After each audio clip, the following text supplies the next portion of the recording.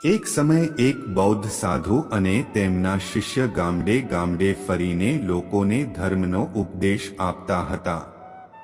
એકવાર એક ગામમાં ધાર્મિક ઉપદેશ આપીને તે જવા જતી હતી ત્યારે ભારે વરસાદ શરૂ થયો. તેણે લાંબા સમય સુધી રાહ જોઈ પણ વરસાદ બંધ થતો ન હતો. તેથી તેણે નક્કી કર્યું કે તે જ ગામમાં એક નાનકડી ઝૂંપડી બાંધશે અને તે જ ગામમાં આગામી થોડા અઠવાડિયા સુધી રહેશે. તેણે ગામની બહાર એક નાનકડી ઝૂંપડી બનાવી અને ત્યાં રહેવા લાગી. લોકોને તે શિક્ષકો પાસેથી બુદ્ધના ઉપદેશો સાંભળવાનું પસંદ હતું. એટલા માટે દરરોજ ઘણા ગામલોકો તેમના ઉપદેશ માટે તેમની પાસે આવવા લાગ્યા. ગામના લોકોએ તે બૌદ્ધ સાધુઓની ઊંડી પરવા કરી નહીં અને તેમને ખૂબ માન આપ્યું અને તેમના ભોજનની વ્યવસ્થા કરી. ઉપદેશ સાંભળ્યા પછી ઘણા ગામના લોકો તેમને કેટલીક ભેટ પણ આપતા. આ રીતે બૌદ્ધ સાધુ અને તેમની પત્ની ઘણા દિવસો સુધી તે ગામમાં રહ્યા. ત્યારે એક દિવસ અચાનક તેમના વિસ્તારના બૌદ્ધ સાધુઓ કહે છે કે અમે ઘણા સમયથી આ ગામમાં રહીએ છીએ. હવે આપણે અહીંથી નીકળી જવું જોઈએ. આ સાંભળીને તે કહે છે પણ કેમ ગુરુજી, અમે અહીં બહુ સારી રીતે જીવીએ છીએ. અહીં કિલો ઘણું સારું છે. આમાં આટલું સન્માન અને ભેટ પણ આપવામાં આવે છે. શા માટે આપણે થોડા દિવસ અહીં ન રહીએ અને તે પછી આપણે અહીંથી નીકળી જઈશું અને ત્યાં સુધીમાં આપણે ઘણું બધું દાન, દક્ષિણા અને ભેટ એકઠી કરી ચૂક્યા હોઈશું. શિષ્યના મોઢેથી આવી વાતો સાંભળીને ગુરુએ ના કહ્યું, હવે આપણે અહીં વધુ સમય રહી શકીશું. આપણે અહીં ઘણું રોકાઈ ચૂક્યા છીએ અને પૈસા અને ભેટસોગાદો ભેગા કરીને શું કરવાનું છે? આ વસ્તુઓ આપણા શિક્ષકો માટે કોઈ કામની નથી અને આપણે તેમની સાથે જોડાયેલા ન રહેવું જોઈએ. આપણે ત્યાગના માર્ગે ચાલ્યા છીએ. તો પછી આ પૈસાનું શું કરવું? ગુરુએ શિષ્યની આંખોમાં જોયું અને કહ્યું, અમે આજે અહીંથી નીકળીશું અને બહાર જે કંઈ મળ્યું છે તે બધું છોડીને મારી સાથે ખાલી હાથે આ. ફરીથી તે બધી ભેટો પોતાની સાથે લઈ જવા માંગતો હતો, પરંતુ તે ગુરુની આજ્ઞાનો અનાદર કરી શક્યો નહીં. એટલા માટે જતી વખતે તે ગુરુને જાણ કર્યા વિના પોતાના કપડાના બંડલમાં ચાંદીના કેટલાક સિક્કા છુપાવી દે છે. જેવો તે થોડે દૂર ચાલ્યો ગયો, તેઓને રસ્તામાં એક વિશાળ નદી મળી. જે ગામમાં તે ધાર્મિક પ્રચાર માટે જવા માંગતો હતો ત્યાં પહોંચવા માટે તેણે આ નદી પાર કરવી પડી. જ્યારે તે નદીના કિનારે પહોંચ્યો ત્યારે ત્યાં એક 19 ડ્રાઈવર બેઠો હતો. તેને બંને બાજુથી જોતા જ તેણે કહ્યું, હું તમને આ નદી પાર લઈ જઈ શકું છું. ખરેખર હું નદી પાર કરવા માટે લોકો પાસેથી 2 ચાંદીના સિક્કા વસૂલ કરું છું. પરંતુ કારણ કે તમે જે છો તે તમે છો, હું તમને ફક્ત 1 ચાંદીના સિક્કાના બદલામાં નદી પાર કરાવીશ. કારણ કે વિંછી અને તેના શિષ્ય પાસે ચાંદીના સિક્કા નહોતા. તેથી જ હુસનો ડ્રાઈવરને કંઈ બોલ્યા વગર ચૂપચાપ આવીને નદીના કિનારે બેસી ગયો. હાલાકે તેના બંડલમાં ઘણા ચાંદીના સિક્કા છુપાવ્યા હતા, પરંતુ તે તેને બહાર કાઢી શક્યા નહીં કારણ કે તેને ડર હતો કે ગુરુજી તેના પર ગુસ્સે થશે. તેથી જ તે પણ ચૂપચાપ ગુરુની સાથે બેસી ગયો કે ચાલો જોઈએ ગુરુજી સિક્કા વિના નદી કેવી રીતે પાર કરે છે.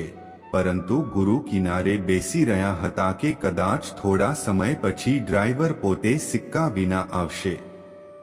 તે મને ક્રોસ કરવામાં મદદ કરી શકે અથવા ગામની કોઈ વ્યક્તિ જ્યાંથી તે હમણાં જ પસાર થયો હતો અને તેના ભાડામાંથી તેનો હિસ્સો ડ્રાઈવરને આપી શક્યો.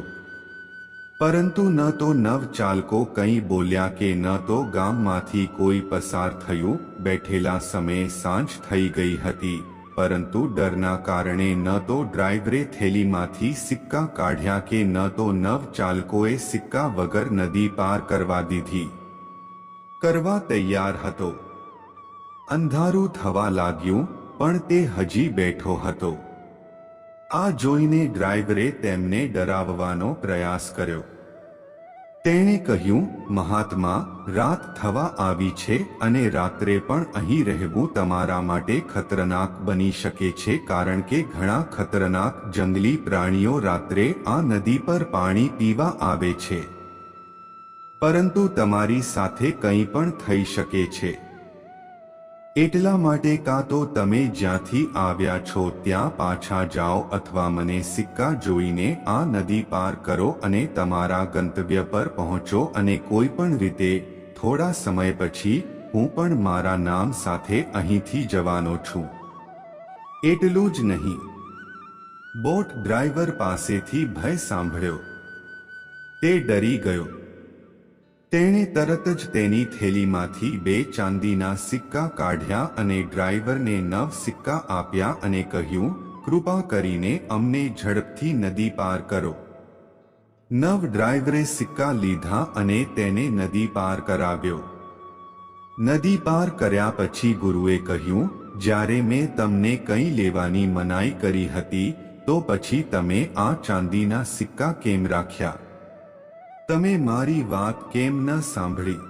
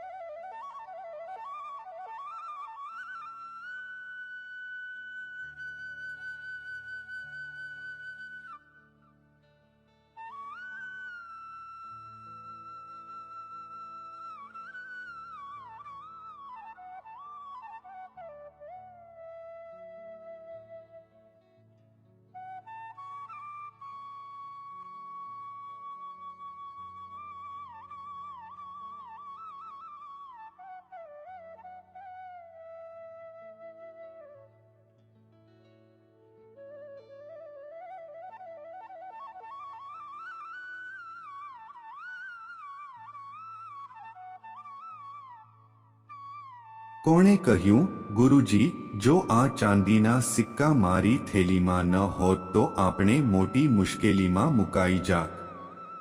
રાતનો સમય હતો અને કંઈ પણ થઈ શકે તેમ હતું. અમને કોઈએ સુરક્ષા આપી નથી અને તમારો આભાર માનવાને બદલે તમે તેને ઠપકો આપી રહ્યા છો. જેસલ ગુરુએ હસતા હસતા કહ્યું, જ્યાં સુધી આ સિક્કા તમારા બંડલમાં રાખવામાં આવ્યા હતા ત્યાં સુધી અમે મુશ્કેલીમાં હતા, પરંતુ તમે તેમને બહાર કાઢતા જ મુશ્કેલીનો અંત આવ્યો. એવું થયું અને હું તમને સમજાવવાનો પ્રયત્ન કરી રહ્યો હતો કે સાચું સુખ ત્યાગમાં છે. તમે 2 શીખ બલિદાન આપ્યા અને પરિણામ તમારી સામે છે. આ સાંભળતા જ શિષ્ય ભાનમાં આવ્યો. તેણે બાકીના ચાંદીના સિક્કા ગરીબોમાં વહેંચી દીધા અને બંને આગળ વધ્યા. મિત્રો, આ કોઈની વાર્તા છે કે આપણે આપણા જીવનમાં દુન્યવી વસ્તુઓ સાથે વધુ પડતું આસક્ત ન રહેવું જોઈએ અને આપણા આંતરિક સુખ પર ધ્યાન કેન્દ્રિત કરવું જોઈએ અને માત્ર એટલું જ કમાવવું જોઈએ જે સુખી જીવન જીવવા માટે જરૂરી છે, દેખાડવા માટે નહીં અને સમૃદ્ધ દેખાવા માટે. લોકોની નજરમાં. તમારે કોમેન્ટ સેક્શનમાં વાર્તા અવશ્ય જણાવો અને જો તમને ગમતી હોય તો આ ચેનલને અવશ્ય સબસ્ક્રાઇબ કરો અને નોટિફિકેશન દબાવો. ત્યાં સુધી આગળની વાર્તામાં ધ્યાન રાખજો.